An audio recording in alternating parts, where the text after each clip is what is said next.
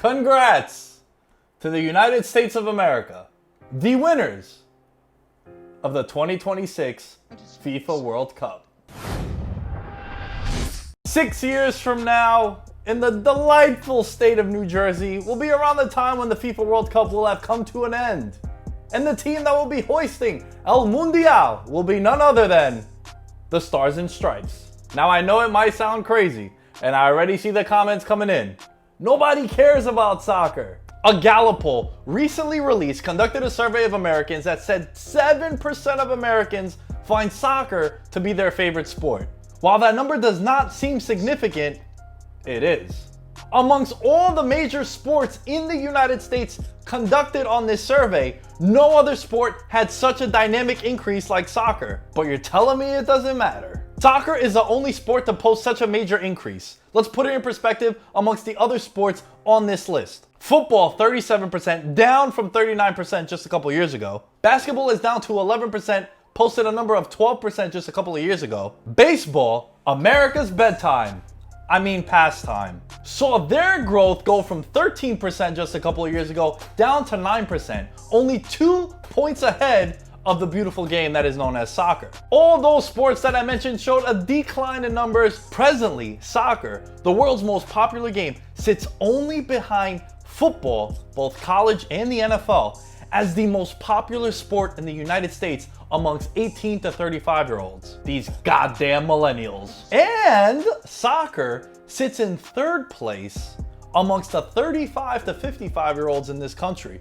Closing in on your ass, baseball. Now, you might be wondering, why the fuck is the United States of America, where soccer is deemed to be not important and not as dominant for our professional athletes, have a chance to win the World Cup? It's easy, because right now, the Stars and Stripes got a lot of young bucks overseas absolutely balling.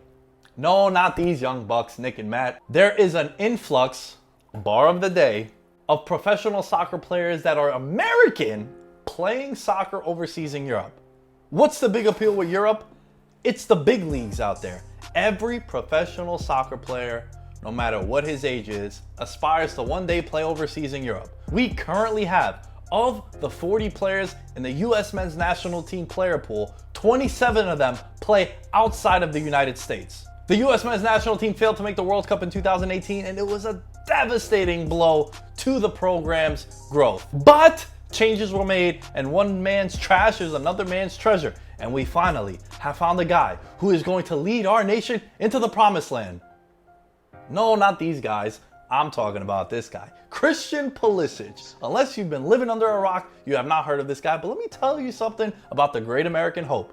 Christian Pulisic finished only behind Mbappe, French superstar forward for PSG, as the best under 21 soccer player in all of the European leagues. Christian Pulisic is 21 years old, playing the best soccer of his career right now for Chelsea in the English Premier League. But it's not only Pulisic that has us so optimistic about the chances of the USA one day in 2026 winning the World Cup. Tyler Adams, 21 years old, playing for Leipzig in the Bundesliga, recently played in the Champions League. Soccer fans might remember the name Claudio Reyna of the men's national team. You know he has a stallion of a son, 17 years old, Gio Reyna, playing for Borussia Dortmund, former club of one Christian Pulisic. And his mother, women's national team member, baby. Weston McKennie is also 21 years old, playing at Schalke in the Bundesliga. Timothy Weah, whose father is one of the greatest African soccer players of all time, George Weah. His rights are exclusively owned by club PSG, alongside Neymar and Mbappe. Goalkeeper Zach Stefan, whose rights are exclusive to Manchester City, has just got called back to the team in the Premier League,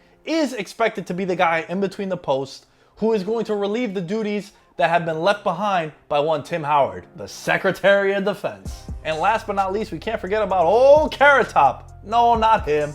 Josh Sargent of Bremen in the Bundesliga, 20 years old. So the point of this entire video is that right now we have the best collection of men's soccer players ever in the history of the US men's national team program. So many of our top guys are balling in Europe, and it leaves us very, very optimistic that 6 years from now, when the World Cup is going to be in the United States of America, where the USA Canada, and Mexico are the host nations, it's important to remember an automatic bid will go to one of those 3 nations. And most likely, it's gonna be the United States of America. The reason why it's gonna be the United States is very simple. No, we're not the biggest powerhouse in the world. Or are we? It's because 60 of the 80 games that are gonna be played in the World Cup are going to be played in the States. But the one key factor in all of this is that 6 years from now, our players are gonna be in their athletic prime. Most of these guys that are mentioned are gonna be anywhere from 23 to 27 years old. And with the World Cup being in the States, it is very possible that the United States of America could be the champions of the world.